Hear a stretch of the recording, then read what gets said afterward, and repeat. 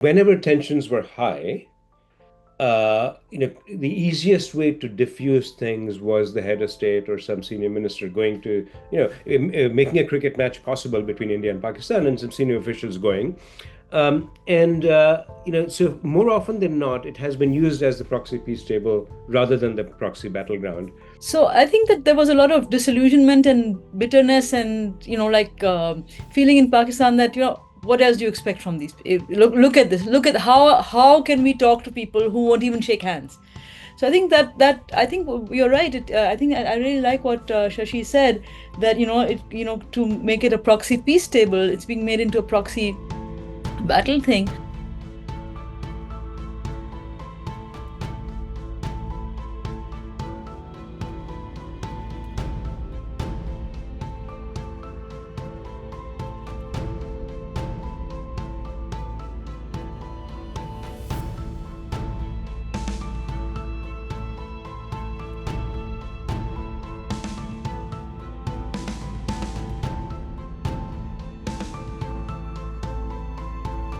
We are here today to discuss sport, specifically cricket, and diplomacy and the lack of diplomacy in India-Pakistan relations, which has developed of late. With me today, we have Shashi Buluswar, scientist, technologist, and entrepreneur in California, who is on the board of the India House Foundation, which is a diaspora-facing organization. And we have Beena Sarwar, journalist originally from Pakistan, who heads up Aman Ki Asha, the joint enterprise between the Jung Group and the Times of India for a peace initiative. And she's also the force behind the South Asia Peace Action Network and its news service.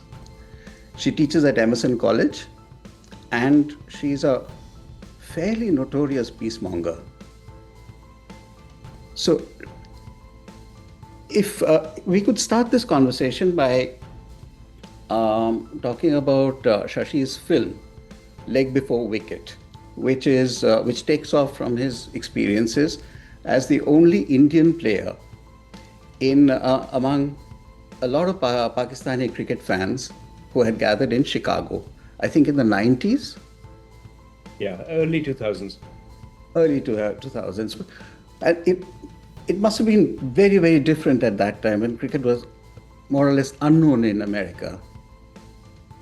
Yeah, the context was that when I was much younger, I used to be in the Indian rowing team, and when I stopped it, I missed being a competitive athlete.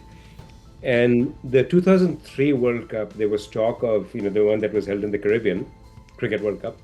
There was talk of having one game in the US, which meant that the US would get automatic qualification to play in the World Cup. And because cricket was so underdeveloped in the US those days, I had this fantasy that if I somehow managed to make it to the US cricket team, I get to play the Tendulkars and the Dravids of the world. It was a fantasy. In my younger days, I had also been a decent soccer goalkeeper, so I thought I was under the delusion that I could translate that into becoming a wicketkeeper.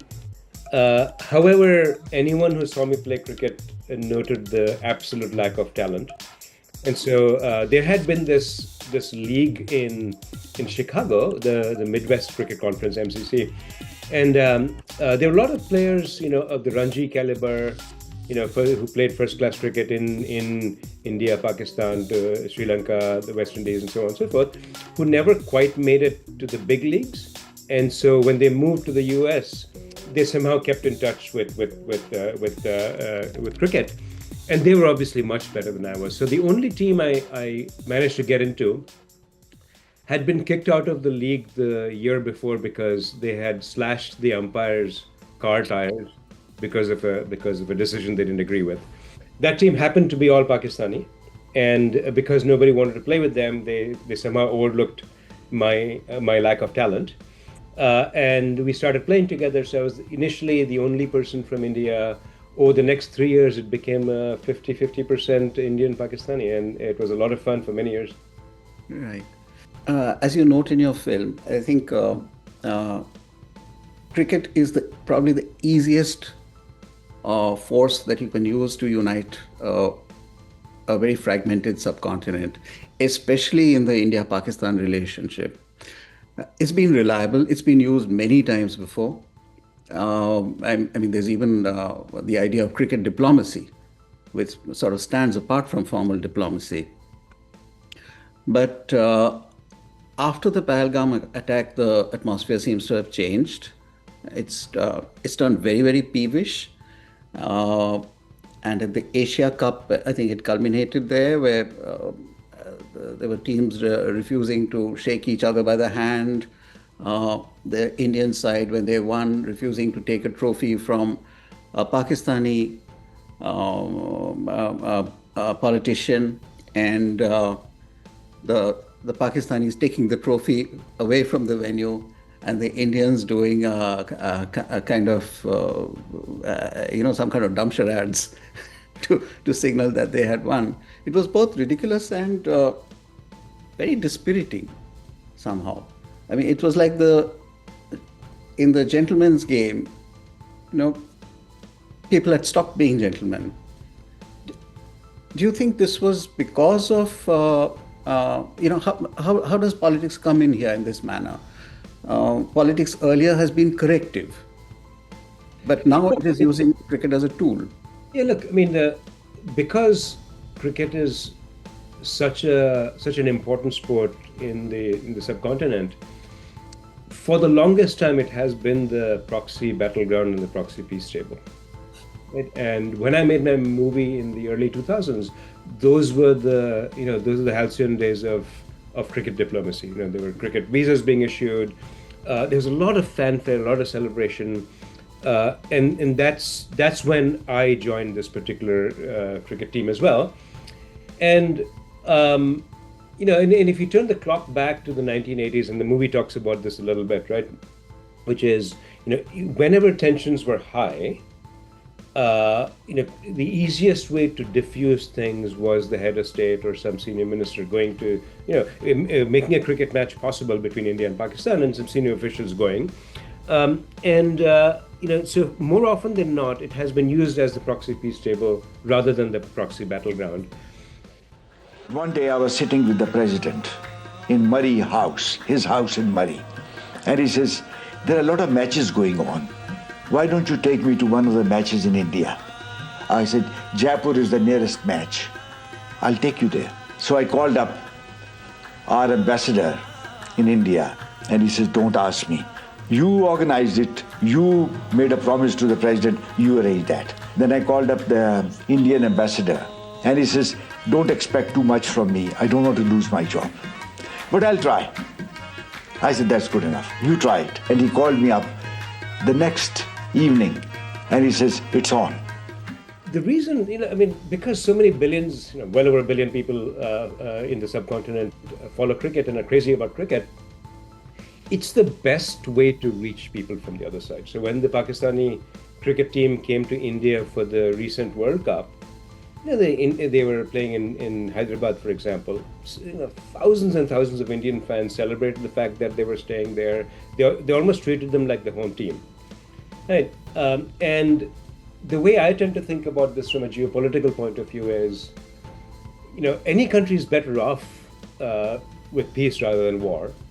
And as an Indian, the question I ask myself is India better off with a peaceful, stable, friendly Pakistan, or an unstable, unfriendly Pakistan? And to me, it's a no-brainer. Right? And because cricket's been such a powerful tool there in the past, it's a real shame that in this particular case, for all sorts of political reasons and social media reasons and media-driven reasons, it's not clear whether the players are pushed to do it or whether they did it on their own volition. But it's a real shame that an opportunity to diffuse tensions was instead converted into an opportunity to increase tensions. Yeah. Beena, how was the scene in Pakistan? So I think that there was a lot of disillusionment and bitterness and, feeling in Pakistan that, what else do you expect from these? Look at this. Look at how can we talk to people who won't even shake hands? So I think that I think you're right. I think I really like what Shashi said, that to make it a proxy peace table, it's being made into a proxy battle thing. And I think that the element of social media actually has really added to this, because we know that there are troll armies on either side whose job it is to completely make it look as if this is how things are. So the Nobel laureate Maria Ressa, the journalist from the Philippines, who used to earlier work with CNN, and they've done studies in her new media outlet Rappler, and she calls social media, she says it's like a astroturf, to use actually cricketing, that's used in cricket. It's astroturf, fake grass. It gives you a fake illusion. It gives you a false illusion of reality that this is how it is, कि ये ऐसा ही है. And that's how people think. कि look at these people, they're like this, they're like that. But look at how, to use another cricket, look at how the wicket is being fixed, how the pitch is being queered. Is that the correct thing? Sure. Like, for example, जो Bombay में हो रहा था, I think a couple of years ago or something, there was some match being happening there. So what I heard was that a particular political party bought all the tickets, and gave it to its own. When Pakistan came to play, there were no genuine cricket lovers in the stadium. They were all political plants. Yeah. So then that is really, that is very dispiriting for the players, because like Shashi said earlier, the Pakistani players have been treated like the home team, and similarly Indian players have been treated like the home team in Pakistan.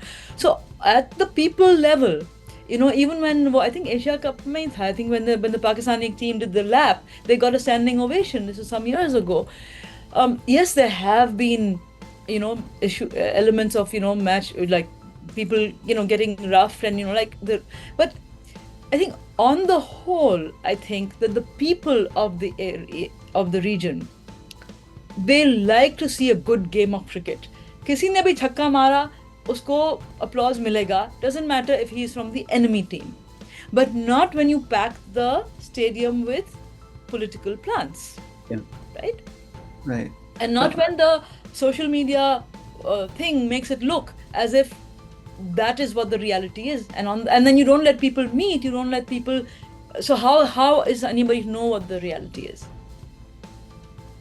And I think also there's another factor which is amplifying this the misunderstanding between the two countries, which is that they are blocking each other's formal media. Yes. So your only source is social media, where the trolls live. That's actually a really important point, because just the other day there was this in some WhatsApp groups that I'm part of, in which has Indians also and people from Pakistan as well, and people were sharing articles that were sensible articles from one side or the other, but the people on the other side couldn't read them. So all you're getting, exactly, Pratik, as you're saying, all you're getting is the vitriol and all that. Yeah. Is this legal for them to stop, to block media? Doesn't it counter the UN right to information point? Yeah, it does.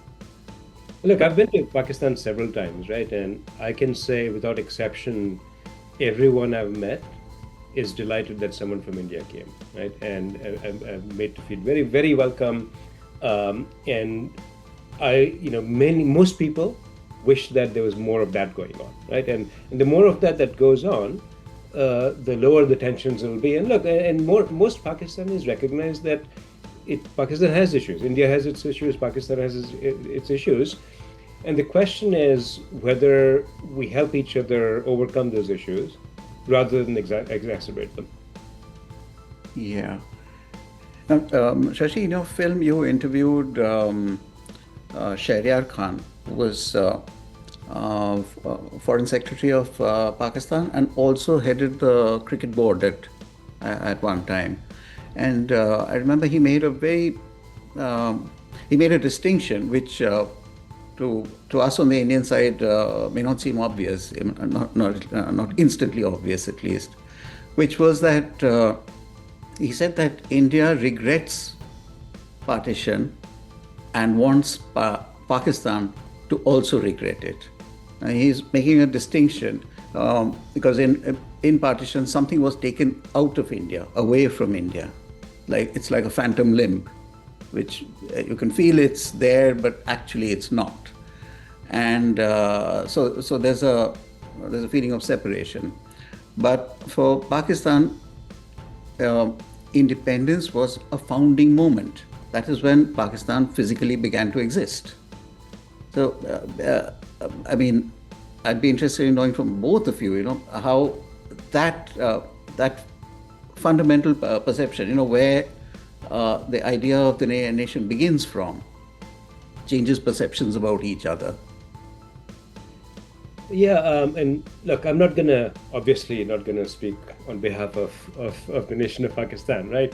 But the making of the movie was a real learning experience for me, because in India, and I'm sure this is true in Pakistan to some extent as well, you grow up being told that the country is evil, Pakistan is evil, they're enemies, and so on and so forth, right? Dushman. Dushman, and that partition itself was a massive tragedy, right? It was eye-opening for me to go to Pakistan and learn that for most Pakistanis, there was obviously some regret in the sense that many of them have relatives still based in India. Many of them obviously moved from India during partition, but by and large, it was for that founding generation of Pakistan, it was a place where they felt they could just live in peace as Muslims without being discriminated against. No one likes being discriminated against, and Hindus certainly face that in different parts of the world, including in Pakistan, right? And so the way it was described to me, and Bina, I'd be very curious to get your sense as well, as it was actually Pakistan was not created with the idea of enmity against India. It was created as a safe space, and then it could be good neighbors, good friends, trading partners, and so on. Absolutely. I mean, when the founding father of Pakistan, Muhammad Ali Jinnah, he saw India-Pakistan's relationship as being like, say, North America, Canada, with open borders and freedom of movement. And what we are trying to do at the South Asia Peace Action Network is to uphold that narrative and reclaim South Asia, and maybe think about the EU, for example. If France and Germany, after centuries of enmity, can be part of the EU, why can't we have a region? Because we are a region, and I think India and Pakistan need to remember that in their tensions, it's affecting the entire region. The lack of trade between the two, is the most integrated region geographically in the world with the least economic integration, and that is costing the region billions of dollars. This makes economic sense. It would bring our people in the region out of, it will uplift people around the region. And let's not forget, we have Bangladesh, we have Nepal, we have Sri Lanka, we have Maldives, we have Bhutan, we have Afghanistan. If we work together, we can, and then like Manish Shankar Iyer says, it doesn't have to be a hard border of South Asia as defined by SAARC. There's also there's Iran, there's, it's like a penumbra, as Kanak Dixit in Kathmandu put it, like the soft shadows of the moon rather than a hard, this thing like blending. And actually, if you look even in our region geographically, Punjab, the language, Bengal, West and East Bengal, the language, Sindh and Rajasthan, these are the areas that have actually been partitioned, Kashmir, So what we are saying is, let people meet. Milne do. There's a hashtag we made when I was at Aman Ki Asha. It's not officially there, Aman Ki Asha. I mean, I'm still like de facto kind of running the website, but really, I think rather than focusing on India, Pakistan, we need to take a regional look at all issues. And I'll just end by very quickly, Shashi, what you were saying, and to your question, Pratik, about this feeling that Indians regret Pakistan, that think it should not have happened. They want to undo the thing. There are people who there are people in Pakistan even who have come across who say ki ye nahi. Yeah, I've come across people in Pakistan also. But what we are saying is, what I and our group of peacemongers, what we are saying is, and there are hundreds and if not thousands, I don't know how many, not everybody has endorsed the Falsafa Founding Charter. We have more than 125 organizations and hundreds of individuals who have endorsed it, but it's not a mass movement kind of a thing. But the point is that we see that we need to take this narrative forward of a regional point of view. to remember that we are together, we are stronger. Yeah. I'm glad you brought up Bengal, because that's what's usually forgotten in the partition story. The story is entirely about the The Western. third partition, yeah. Yeah. Yeah. Whereas Bengal was partitioned twice. The Yes. first one had to be zipped up back together because it did work. And Yeah. then this one.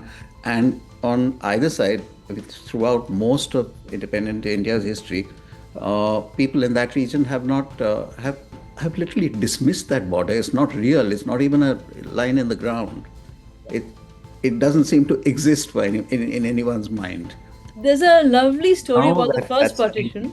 Sorry? Yeah, sorry. There's a lovely story about the first partition that they tried to do in the British Times, which I saw in a documentary about Satyajit Ray, about Rabindranath Tagore, where he, during I think Raksha Bandhan, he had people coming out on the streets and tying rakhis, men tying rakhis to each other's wrists across religious communities, Hindus and Muslims, and then embracing, jaise Eid milte hain, dono taraf se. So it was a beautiful, using religious symbolism for a very syncretic or symbolic, interfaith act. Yeah, there was an organization called Anushilan Shomiti. I think they organize these things, but I could be wrong. Yeah. Still, No, at that time. at that time, but it was Tagore's idea, apparently. Yeah, could be. Yeah. So our Prime Minister tweeted, Operation Sindoor on the games field. And then he said, I think the result is the same, India wins. It was somehow, way below any bar you can think of, which seems to be, the state appropriating the game.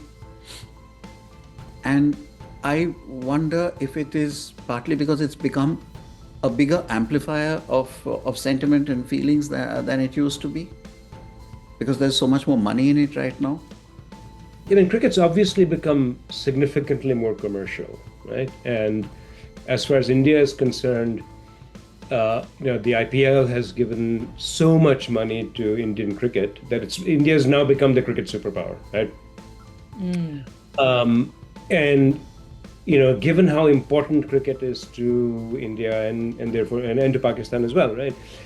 It's not surprising that muscle flexing manifests in cricket as well as in some other things. And the question always is, whether you're a political leader or a leader of any kind, right?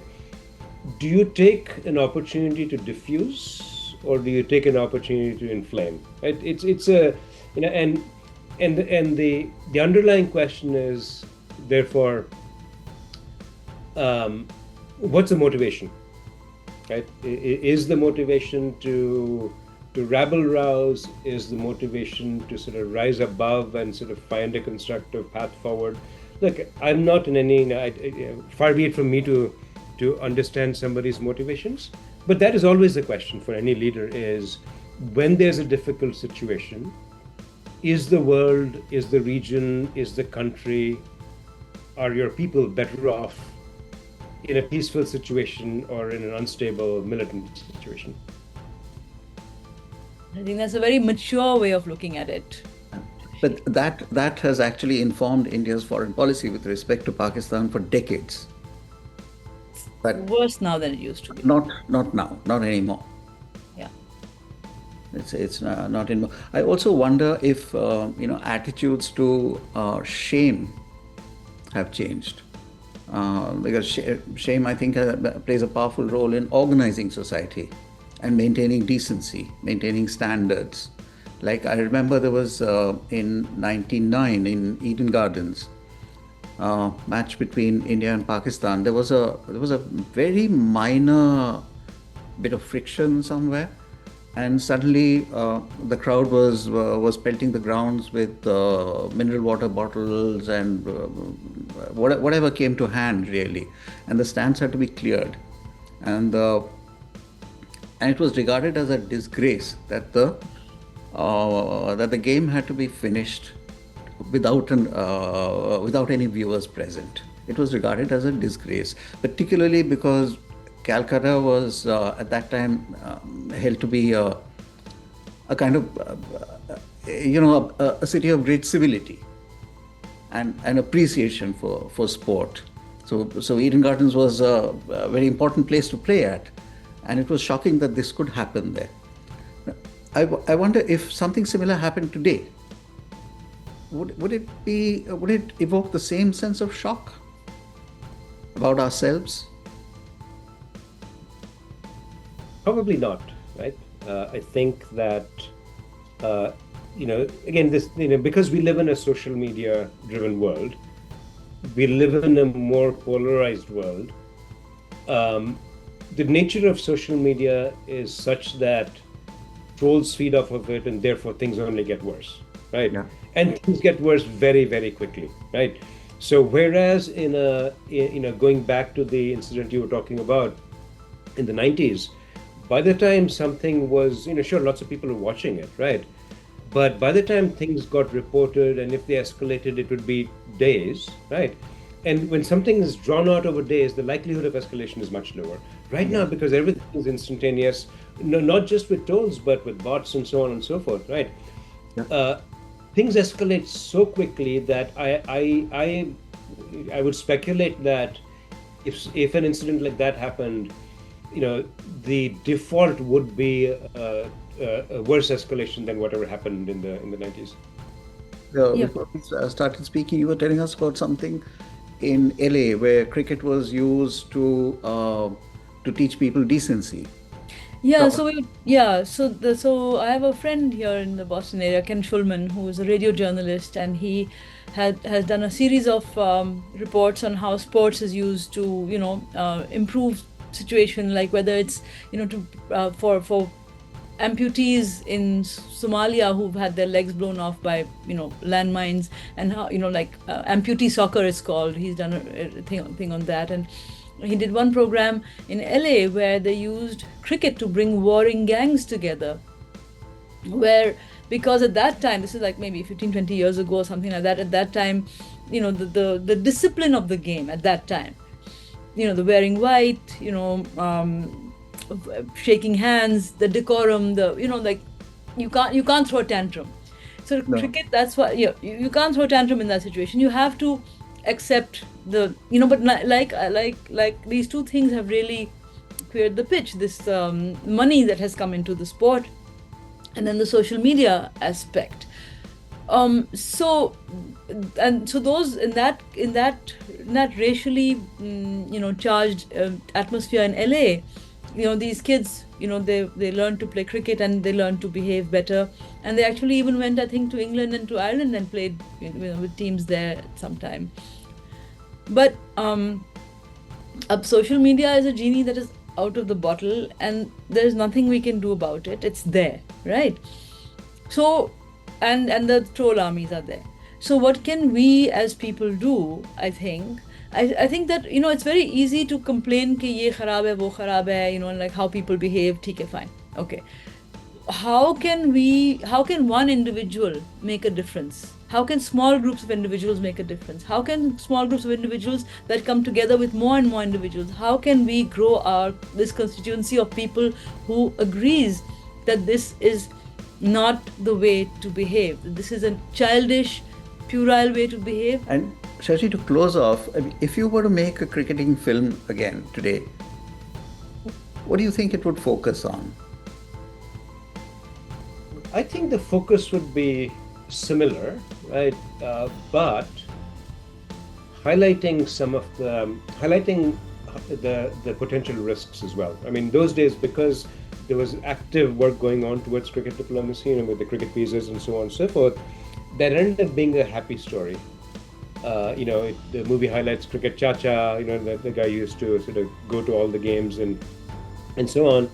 I think I would probably add more on the potential risks and the downsides of using cricket to inflame. So on that note, Shashi, Beena, thank you both for a very extraordinary conversation. It's ranged much wider than I'd expected, and it has reached real conclusions. Thank you again.